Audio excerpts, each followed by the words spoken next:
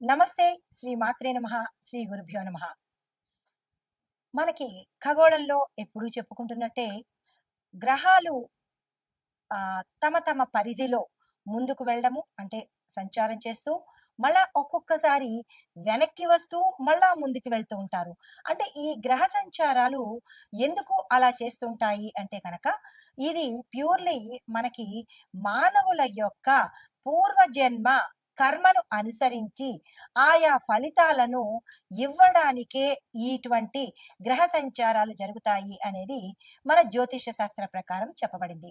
అయితే ఈ ఒక్కొక్క గ్రహము ప్రతి మనిషి మీద తనదైన కర్మ ప్రభావాన్ని మనుషుల యొక్క ఆహ్, అంటే పూర్వకర్మలను అనుసరించి ఏ ఫలితాన్ని, ఏ సమయానికి, ఏ స్థానం నుంచి అంటే మనకి జ్యోతిష శాస్త్రంలో 12 స్థానాలుంటాయి.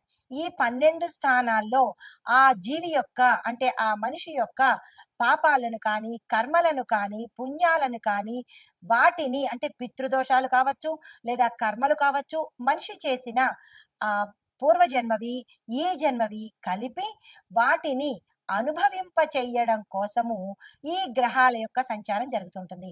అయితే అందులో ప్రధానంగా మనకి ఇప్పుడు జరిగేది శని గ్రహ సంచారము. మోస్ట్ పవర్‌ఫుల్ ప్లానెట్ అన్నమాట. దాంతో పాటు అన్నీ అనుగ్రహించే ఆహ్, మంచి గ్రహము శని గ్రహము. అనగా శని భగవానుడు ఆయుష్‌నిస్తాడు, ఆరోగ్యాన్ని ఇస్తాడు. మంచిగా మసలుకుంటే పాపకర్మలను తుడుచుకునేందుకు, అనుభవించేందుకు ఆహ్, తగిన శిక్షలను కూడా శని భగవానుడు అందజేస్తాడు.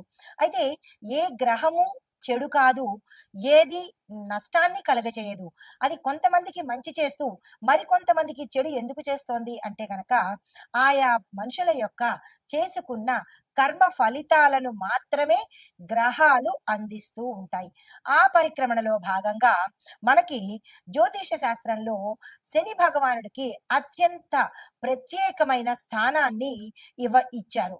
ఆయన కర్మ ప్రదాత అంటే శనిదేవుడు సహనానికి పరీక్ష పెట్టడమే కాకుండా సహనాన్ని కూడా అనుగ్రహింపజేస్తాడు. అయితే ఈ శని తలుచుకుంటే ధనికుడు, అపర కుబేరుడు కూడా అంటే మిలియనీరు, ట్రిలియనీరు కూడా తెల్లారేపాటికి క్షణమాత్రంలో నిరుపేదని చేస్తాడు. అలాగే పూటకు గతిలేని నిరుపేదను కూడా తక్షణం మాత్రాన్నే ధనికుణ్ణి చేసే శక్తి శని భగవానుడికి ఉందన్నమాట. అందుకే అందరూ శని అంటే భయపడతారు. భయం కాదు, భక్తితో ఉండాలి. చాలా శక్తివంతమైన గ్రహము. అయితే ఆయన ఏమని శపథం చేస్తున్నాడు? ఈ మే నెలలో తన సంచారము అంటే మార్చి 29న శని భగవానుడి యొక్క సంచారము మనకి ఆహ్, మేషం నుంచి మొదలైంది. అయితే ఇప్పుడు మరలా వెనక్కి వెళ్ళి తిరిగి మళ్ళా తిరోగమన దశలో 138 రోజుల పాటు ఆహ్, గ్రహాల అంటే కొంతమందికి అంటే కొన్ని రాసుల వాళ్లకు చుక్కలు చూపిస్తాను అని శపథం చేసి మరి వస్తున్నాడు. ఎందుకు అలా అంటున్నాడు? ఎందుకు చుక్కలు చూపిస్తానంటున్నాడు అంటే, ఆయా జాతకులు అంటే ఆ రాసుల వాళ్ళు, ఆ నక్షత్రం వాళ్ళు గత జన్మ పాప కర్మలను తుడిచేందుకు ఈ సమయంలో తన తిరోగమన సమయంలో చాలా ఇబ్బందులకు గురి చేయబోతున్నాడు. ఆ రాశులు ఏంటంటే కనుక మేషరాశి, మిథున రాశి, సింహరాశి. అంటే మిగతా రాశులకు కూడా ప్రభావం ఉంటుంది. కానీ ఈ మేష, మిథున, సింహరాశుల వాళ్లకు చాలా చాలా చాలా గడ్డు కాలము, చాలా కష్టాలు పడవలసిన సమయము ఈ 138 రోజుల పాటు. అయితే క్లుప్తంగా చెబుతాను మేషరాశి వారికి, మిథున రాశి వారికి, సింహరాశి వాళ్ళకి. మరలా నేను చాలా ఏ ఏ రంగాల వాళ్లకు ఎలా ఉండబోతోంది అని చాలా వివరంగా మీకు తెలియపరుస్తాను. అయితే ముందుగా మేషరాశి వారికి ఈ శని తిరోగమన సంచారం వల్ల జాతకులకు విపరీతమైన కష్టాలను ఇవ్వబోతున్నాడు. ఏ పని చేసినా అవ్వకపోవడము, విఘ్నాలు కలగటము ఇలాంటివి చాలా కష్టకాలము, గడ్డు కాలము ఈ మేషరాశి వాళ్ళకి. ఎటువంటి పరిష్కారాలు కూడా లేనటువంటి కష్టాలను, ఇబ్బందులను 138 రోజుల పాటు ఇవ్వబోతున్నాడు. దీంతో పాటు కష్టాలతో పాటు ఆరోగ్యము కుటుంబ సమస్యలు అంటే విపరీతమైన ఆరోగ్య క్షీణత, కుటుంబ సమస్యలు, జీవితం అంతా అంటే ఈ 138 రోజుల పాటు తమకి తాము ఈ జీవితం వృధా అనుకునేలాగా ఈ మేషరాశి వారి మీదకి తీవ్రమైన ఒత్తిడిని తీసుకురాబోతున్నాడు. తర్వాత మిథున రాశి వారికి కూడా ఈ తిరోగమన సమయంలో 38 రోజుల పాటు తీవ్రమైన కష్టాలు పడనున్నారు. ఈ సమయంలో వీరికి ఉద్యోగాల్లో ఇబ్బందులు, ఉద్యోగస్తులకు అయితే కెరియర్‌లో ఇబ్బందులు, కొంతమందికి నష్టాలు ఉండడము, తర్వాత జీవితంలో కొన్ని ఇబ్బందులు కలగడము, ఆరోగ్యపరంగా వీరికి ఎటువంటి ఇబ్బందులు లేవు కానీ మిగతా నష్టాలను కలగజేయబోతున్నాడు. జాగ్రత్తగా ఉండవలసిందిగా చెప్పడమైంది. అయితే కొంతమంది కొన్ని నక్షత్రాల వాళ్ళు అనగా మిథున రాశిలో ఉండే అన్ని నక్షత్రాల వాళ్ళకి ఇది వర్తింపదు. కొన్ని నక్షత్రాల వాళ్ళకి మాత్రమే ఈ కష్టాలతో పాటు అనారోగ్యాన్ని కూడా అందించబోతున్నాడు. జాగ్రత్తలు తీసుకోండి. తర్వాత సింహరాశి అంటే నేను ముఖ్యంగా 3 రాశుల గురించి ప్రత్యేకంగా చెబుతున్నాను. తదుపరి మరలా అన్ని రాశుల గురించి వివరంగా తెలియపరుస్తాను. అయితే సింహరాశి వాళ్ళకి ఈ శని తిరోగమనం వల్ల 138 రోజులు నష్టాలను, ఆస్తి నష్టాలు, ఆరోగ్య నష్టాలు, ఉద్యోగ నష్టాలు, తీవ్రమైన సమస్యలు, ఎక్కువగా ఇబ్బందులు పెట్టేటట్టుగా ఈ అంటే ఏ పని చేసేదానికి ముందుకెళ్లకుండా ఇంకా ఒకటని కాదు, రెండని కాదు తీవ్రమైన కష్టాలను ఈ 3 రాశుల వాళ్ళు ఎక్కువగా 138 రోజుల పాటు అనుభవించే దిశగా శని భగవానుడు ఛాలెంజ్ చేసి మరీ వస్తున్నాడు. దానికి తగ్గ పరిహారాలు, సూచనలు నేను చెప్తాను. మీరు భయపడకండి. ధైర్యంగా ఉండండి. మంచి కర్మలను చేసుకుంటే శని భగవాన్ నుండి ప్రసన్నం చేసుకోవడం చాలా సులువు. దానికి భయపడి మనం ఏమీ చేయకుండా ఉంటే, చెడు కర్మలు చేస్తూ పోతూ ఉంటే ఇంకా ఎక్కువగా ఇచ్చే ఒకటి దగ్గర 100 కష్టాలు ఇస్తాడు. కాబట్టి మీరు భయపడకుండా భక్తితో శని భగవానుడికి ఏం చేస్తే మంచిదో నేను చెప్తాను. ఆ ప్రకారంగా చేసుకునే ప్రయత్నం చేసుకోండి. అయితే ఈ శని భగవానుడు 138 రోజులు తన తిరోగమన సంచారంలో ఒక మనుషులకే కాదు చాలా రకాల వ్యవస్థల మీద తనదైన ప్రతాపాన్ని చూపిస్తున్నాడు.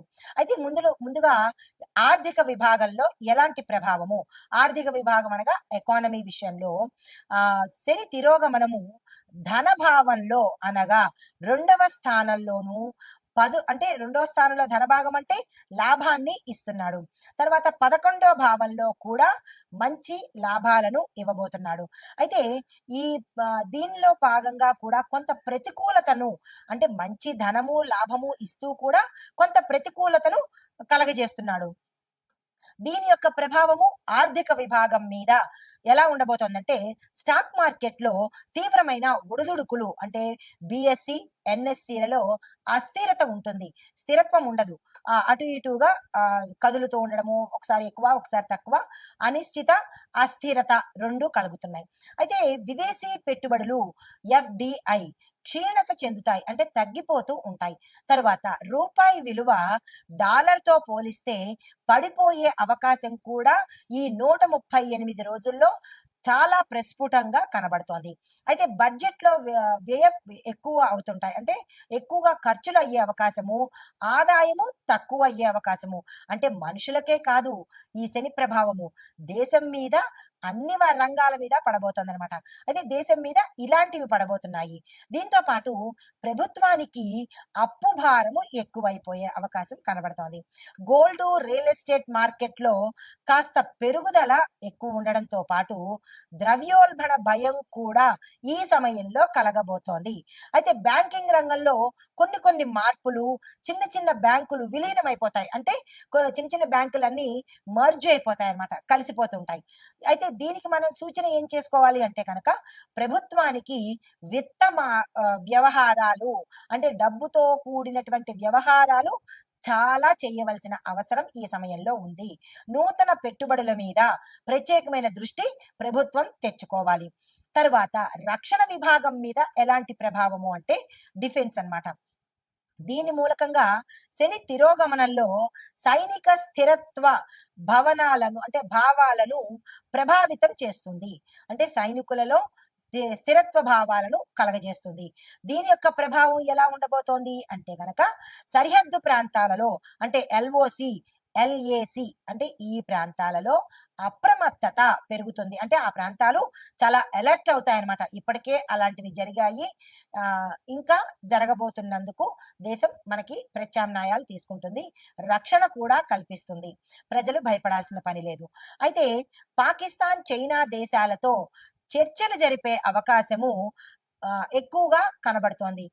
ఈ విషయం ఆల్రెడీ దీనికన్నా ముందు మనకి అర్థమైపోయింది కదా! అంటే జ్యోతిష్యము నమ్మకమైన శాస్త్రం ఇది. ఆషామాషీది కాదు. జరగబోయేది చెప్పేదే జ్యోతిష్యం అనమాట. దీన్ని కొంతమంది ఏంట్లే అని ట్రాష్ అని తీసేస్తుంటారు. మనకి ప్రత్యక్ష నిదర్శనాలు కనిపిస్తున్నాయి కదా! నమ్మక తప్పదు. నమ్మాలి. అయితే చిన్నిపాటి సంఘర్షణలు కూడా జరిగే అవకాశాలు గోచరిస్తున్నాయి. అయితే దేశీయ రక్షణ పరిశ్రమ అంటే మీడియా ఇనిషియేటివ్ కొన్ని బలహీనతలు బయటపడే అవకాశం కనబడుతోంది. అయితే సైనిక వ్యయాలు అంటే సైనికుల్ని మనం తెచ్చుకోవడం కోసం కొంత ఖర్చులు పెట్టవలసిన అవసరం కూడా ఈ సమయంలో కనబడుతోంది. మరి దీనికి సూచన ఏం చెయ్యాలి అంటే గనక రక్షణ రంగానికి బలమైన మద్దతును ఇవ్వాలి. వాళ్ళని బలోపేతం చెయ్యాలి. వాళ్ళని సపోర్ట్ చెయ్యాలి. సరిహద్దు ప్రాంతాల్లో ముందస్తు జాగ్రత్తలు తప్పనిసరిగా తీసుకోవాలి. అయితే ఇది రక్షణ విభాగానికి. మరి వ్యవసాయ విభాగానికి ఎలాంటి పరిణామాలొస్తున్నాయి అంటే, దీనికి మూల కారణము వృషభము, కర్కాటక స్థానాల్లో అంటే వృషభ రాశిలోను, కర్కాటక రాశిలోను శని తిరోగమనం ప్రభావము అంటే తిరోగమనం చేస్తున్నాడనమాట. మేషం నుంచి వృషభానికి ఇప్పుడొస్తున్నాడు. వృషభము, కర్కాటకము. మళ్ళా ఈ రెండిట్లోంచి తిరోగమనం చేయడం వల్ల ఏమవుతోంది? దాని యొక్క ఫలితాలు వర్షపాతము అసమతుల్యతగా ఉంటుంది. అంటే కాసేపు ఎక్కువగా వర్షం రావడము, కాసేపు తగ్గిపోవడము. వర్షాపాతంలో వర్షాలు పడే దానిలో కరెక్ట్ గా ఇది అని యథావిధంగా ఉండదన్నమాట. కొన్ని ప్రాంతాల్లో వర్షాలు ఎక్కువ, కొన్ని ప్రాంతాల్లో అసలు వర్షాలే ఉండవన్నమాట. అయితే ఖరీఫ్ పంటలకు ఇది మిశ్రమ ఫలితాలు ఇచ్చే సమయము. ధాన్యము, పప్పు దినుసులు కొద్దిగా ధరలు తగ్గే అవకాశం కూడా కనబడుతోంది. అయితే రైతులకు రుణభారాలు పెరిగిపోయే అవకాశం ఉంది. రైతులు చాలా జాగ్రత్తగా ఈ 138 రోజులు చాలా చాలా చాలా జాగ్రత్తగా వ్యవహరించుకోవాలి. అయితే ప్రభుత్వం మద్దతు ధరలు పెంచే ప్రయత్నం కూడా చెయ్యవచ్చు. ప్రభుత్వం కూడా ధరలు పెంచే ప్రయత్నాలు చేస్తోంది. అయినప్పటికీ నిరాశ చెందకండి. దీనికి సూచన ఏంటంటే సాగునీటి ప్రణాళికలను మనం బలోపేతం చేసుకోవాలి. దీంతో పాటు బీమా కార్యక్రమాలు అంటే ఇన్సూరెన్స్లు ఇంకా ఎక్కువగా ముందుకు తీసుకెళ్లి బలోపేతం చేసుకోవాలి. అయితే తర్వాత మనకి న్యాయ వ్యవస్థ మీద అంటే జ్యుడిషియరీ మీద ఎలాంటి ప్రభావం చూపిస్తోందంటే దీనికి మూల కారణం ఏమిటి అంటే శని తిరోగమనము న్యాయస్థానం సంబంధించిన స్థానంలో తన యొక్క ప్రభావము ఎక్కువగా చూపిస్తోంది. ఆ ప్రభావం మూలకంగా ఏం జరుగుతుంది అంటే కొన్ని కీలకమైన కేసుల తీర్పులు ఆలస్యం అవుతాయి. అంటే మోస్ట్ ఇంపార్టెంట్ కేసులు ఏవైతే ఉంటాయో ఆ కేసులు జాప్యం జరిగి డిలే అయ్యే అవకాశం కనబడుతోంది. కొన్ని సంచలన తీర్పులు హై ప్రొఫైల్ కేసెస్ ని జాతీయ చర్చకు దారితీస్తాయి. న్యాయ సంస్థల పట్ల ప్రజల నమ్మకం కొంత లోటు అంటే ప్రజలకి నమ్మకం కూడా తగ్గిపోయే ప్రమాదము ఈ సమయంలో కనబడుతోంది. సూచన అంటే దీనికి మనం ఏం చేయాలి? న్యాయ ప్రక్రియను ఫాస్ట్ గా చేయాలి. అంటే దీన్ని కొన్ని సంవత్సరాల పాటు అలా పొడిగించకుండా గతంలో అనేవాళ్ళు అట్లాంటి నానుడి ఇప్పుడు చెయ్యకుండా ఈ కేసు వచ్చిందంటే దాని పరిణామము అంటే ఆ కేసుని త్వరితగతిన క్లోజ్ చేసేటట్టుగా చేస్తేనే ప్రజలకు న్యాయ వ్యవస్థ మీద నమ్మకం పెరుగుతుంది. తరువాత ఈ నమ్మకం పెరగడం కోసం తక్షణ చర్యలు తీసుకోవాలి. తర్వాత వాతావరణం మీద ఈ శని ప్రభావం ఎలా ఉండబోతోందంటే ఈ శని తిరోగమనము వాతావరణం మీద కూడా తీవ్రమైన ప్రభావాన్ని చూపిస్తున్నాడు. అవి ఎలాంటి ప్రభావాలంటే కనుక అకస్మాత్తుగా మిడిమిడి వర్షాలు పూర్తిగా కూడా కాదు, సగం సగం వర్షాలు, అటు ఎండ ఇటు వాన రెండు కలిపి ఉండేటట్టుగాను, పశ్చిమ మరియు తూర్పు తీరాల్లో తుఫాన్లు వచ్చే అవకాశం చాలా ఎక్కువగా కనపడుతోంది. అయితే కొన్ని చోట్ల తీవ్రమైన వడగండ్ల వానలు కూడా పడే అవకాశం కనబడుతోంది. హిమాలయ పరిసర ప్రాంతాల్లో, నార్త్ ఇండియా ప్రాంతాల్లో మంచుగడ్డలు ప్రవాహంలాగా వచ్చే అవకాశం కూడా కొన్ని చోట్ల కనబడబోతోంది. జాగ్రత్తలు తీసుకోండి. అయితే కొన్ని రాష్ట్రాల్లో ఉష్ణోగ్రతలు సాధారణ స్థాయికి మించిపోయి వస్తాయి. 44ని దాటి 50ని టచ్ చేసి 51 దాకా వెళ్ళే అవకాశాలు కూడా కొన్ని చోట్ల కనబడబోతున్నాయి. జాగ్రత్తలు తీసుకోండి. అయితే మరికొన్ని చోట్ల స్వల్ప భూకంపాలు కూడా వచ్చే స్థాయి కూడా ఇక్కడ గోచరిస్తోంది. చాలా జాగ్రత్తలు తప్పనిసరిగా ముందస్తు చర్యలు తీసుకోవాల్సిందిగా చెప్పడం జరిగింది. అయితే దీనికి సూచన ఏంటి మరి అంటే కనుక వ్యవసాయ వాతావరణ ఆధారితంగా ముందస్తు హెచ్చరికలు తప్పనిసరిగా తీసుకోండి. ఇందులో నేను చెప్పినవి ఏది అక్షరం పొల్లు పోవడం లేదు. ఎందుకు అంటే ఇది శాస్త్రపరంగా తీసుకొని చెప్పినవే తప్ప ఆషామాషిగా చెప్పిన విషయాలు ఇందులో ఒక్కటి కూడా లేదు. కాబట్టి చాలా జాగ్రత్తలు తీసుకుని దానికి తగ్గ సూచనలు చేసుకోండి. అయితే ఎక్కడికక్కడ ప్రభుత్వం కానీ, ఆయా ప్రాంతాల్లో ఉండే నాయకులు గాని హెల్ప్ డెస్కులు ఏర్పాటు చేయండి. తరువాత సామాజిక రాజకీయ స్థితి ఎలా ఉండబోతోందంటే సోషియో పొలిటికల్ సిచ్యుయేషన్స్ దీనికి మూల కారణం మన శని భగవానుడే. ఆయన ఏం చేస్తున్నాడు అంటే ఎక్కువగా వీటి మీద ఈ దీని మీద సామాజికంగా ఎక్కువ ప్రభావాన్ని చూపించబోతున్నాడు. అయితే దాని యొక్క స్థితి ఎలా ఉండబోతోంది అంటే కనుక కొన్ని రాష్ట్రాల్లో రాజకీయ అస్థిరత, ఫిరాయింపులు అంటే ఒకళ్ళ మీద ఒకళ్ళు నెట్టేసుకోవటము, ప్రభుత్వంలో మార్పులు చేర్పులు కూడా జరిగే అవకాశాలు చాలా ఎక్కువగా కనబడుతున్నాయి. అయితే మరొక విషయము, ప్రజల్లో ప్రభుత్వ విధానాల మీద తీవ్రమైన అసంతృప్తి, ఇష్టం లేని తనము ఇక్కడ ఎక్కువగా కనబడే అవకాశం కనబడుతోంది. అయితే నిరసనలు, ఉద్యమాలు జరిగే అవకాశము, విస్తృతంగా పెరిగే అవకాశం కూడా ఇక్కడ చాలా ఎక్కువగా కనబడుతోంది. కొన్ని చోట్ల దళితులు, గిరిజనులు తమ హక్కుల కోసము పెద్ద స్థాయిలో ఉద్యమాలు కూడా జరిగే అవకాశాలు సూచనప్రాయంగా కనబడుతున్నాయి. కొత్త రాజకీయాల కూటములు ఏర్పడతాయి, పొత్తులు కూడా ఏర్పడే అవకాశం కనబడుతోంది. అయితే మరి దీనికి సూచన ఏం చేయాలి అంటే కనుక ప్రజల సమస్యలను తక్షణమే ఆలకించాల్సిన అవసరం తప్పకుండా ఉంది. రెండవది, మద్దతుదారులను చక్కదిద్దే రాజకీయ మౌలిక మార్పులను తక్షణమే తీసుకోవాలి. ఇవి మనకి చెప్పదగిన సూచనలు. అయితే ఆ ఓవరాల్ గా చూసినట్టయితే కనుక సామర్థ్యం ఉన్న నాయకత్వము, తరువాత సూక్ష్మ ఆర్థిక విధానాలు, బలమైన రక్షణ ప్రణాళికలు తీసుకుంటేనే కొంత రెమెడీస్ కల్పించే అవకాశం కనబడుతోంది. వీటి మీద తప్పనిసరిగా ప్రభుత్వం కానీ, ప్రజలు కానీ, నాయకులు కానీ దృష్టి పెట్టాల్సిన అవసరం 100% ఉంది. తదుపరి రాశి మకర రాశి. ఈ రాశిలో శని భగవానుడు 2వ స్థానం నుంచి తిరోగమనం చెందుతున్నాడు. అయితే ఈ 2వ స్థానంలో చేయడం వల్ల ఏమిట ఈ ఫలితాలు అంటే ఆర్థిక సమస్యల్ని ఎక్కువగా సృష్టిస్తాడు. డబ్బుకు సంబంధించిన ఇక్కట్లు పెడతాడు. దీంతో పాటు కుటుంబ సంబంధించిన వాద ప్రతివాదాలు, కుటుంబాలకు సంబంధించిన ఇబ్బందులు కలగడము, ఏ పని చేసినా అవ్వకపోవడము, శుభకార్యాలు వాయిదా పడ్డము, దీంతో పాటు శుభకార్యాలు చేద్దామనుకుంటే డబ్బు సమయానికి అందకపోవడము, ఇలాంటివన్నీ జరిగే అవకాశాలు ఈ సమయంలో గోచరిస్తున్నాయి. అయితే ఉద్యోగస్తులకు, వ్యాపారస్తులకు ఎలా ఉండబోతోంది అంటే కనుక ఉద్యోగస్తులకు మేనేజ్మెంట్ తో, మీ పై అధికారులతో తీవ్రమైన ఇబ్బందులు, వాళ్ళ సమయానికి శాలరీ ఇవ్వకపోవడము, ఇస్తాము అని చెప్పి పోస్ట్ పోన్ చేయడము, మీకు ఇస్తామన్న డబ్బులో సగమో పావో ఇవ్వడము, మీ ప్యాకేజీ తగ్గించి తర్వాత ఇస్తామనడము, ఏదో రకంగా మీ జీతం మీ చేతికి ఇవ్వడానికి ముప్పు తిప్పలు పెట్టి 3 చెరువులు నీళ్లు తాగించే స్థితికి తీసుకొస్తారు.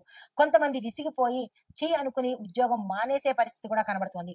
అంటే మీ పై యజమానులు మిమ్మల్ని తీవ్రతరంగా ఇబ్బంది పెడతారు. పని ఇవ్వడంలోనూ, అందరి పనులు మీకు అప్పచెప్పడంలోనూ. ఇలా 1, 2 అని కాదు, మీ ఉద్యోగాల తాలూకా కేడర్ని బట్టి మిమ్మల్ని ఇబ్బందికి గురి చేస్తారు. ఇది తప్పదు. కాబట్టి మీరు జాగ్రత్తలు తప్పనిసరిగా తీసుకోండి. అలవాటు చేసుకునే ప్రయత్నం చేసుకోండి. అయితే వ్యాపారస్తులకు చూసుకున్నట్టయితే కనుక మీ యొక్క ప్రాజెక్ట్‌లు ఆలస్యమయ్యే అవకాశము, మందకొడిగా సాగే అవకాశము అంటే వ్యాపార, వర్తక, వాణిజ్య, పారిశ్రామిక రంగాల్లో వారికి లాభాలు ఉండవు, నష్టాలు ఉండవు. అలా అని వ్యాపారము జరగకుండా ఉండి లేనట్టుగా అలా ఉంటుంది తప్ప ఏదో జడ్డిగా నడుస్తూ ఉంటుంది కానీ బేరాలు లేక, వ్యాపారాలు లేక, క్రెడిట్స్ వసూలవ్వక, ఇచ్చేవాళ్ళు ఇవ్వకుండా ఎగ్గొట్టేయడము, కస్టమర్లు తగ్గిపోవడము, కొంతమంది మీ ధనం తీసుకుని అంటే స్టాక్ ఇస్తామని చెప్పి ఆ ధనం తీసుకుని పారిపోవడము, ఇలాంటివన్నీ జరిగే అవకాశాలు కనబడుతున్నాయి. జాగ్రత్తలు తీసుకోండి. అయితే ఆరోగ్యపరంగా చూసినట్టయితే కనుక దంత సంబంధిత సమస్యలు, పళ్లకు సంబంధించిన సమస్యలొచ్చే అవకాశం కనబడుతోంది.